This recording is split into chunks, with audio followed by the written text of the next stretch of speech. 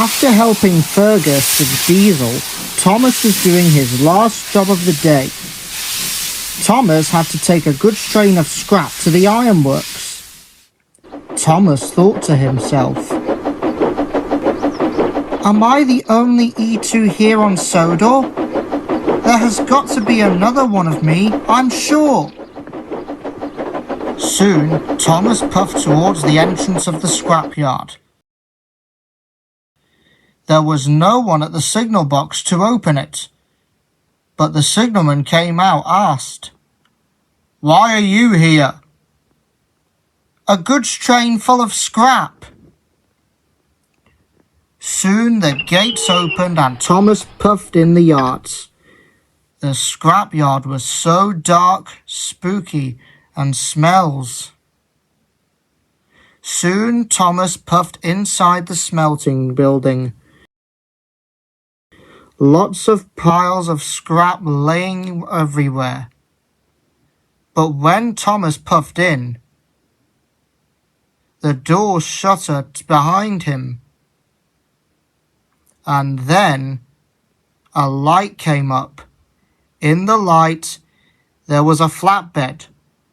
On it was an E2 tank engine, just like Thomas, except his boiler was ripped apart and had a broken cab.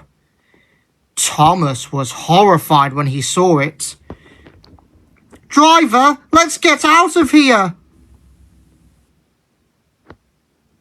Soon the scrap diesel shunted the scrap train away. Soon as Thomas puffed away as fast as he could. Meanwhile, everyone was asleep in the sheds. Soon Thomas buffered it through the buffers. "Thomas, what on earth is the matter?" "Sir, why didn't you tell me there was another me?" The Fat Controller looked puzzled at Thomas, that he was shaking up.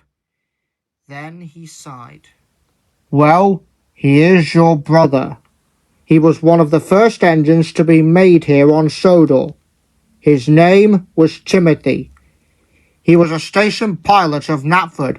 He would always be cheeky to other big engines like Gordon, and they'd always bullied him about how small he is. But something hit him in his smoke box.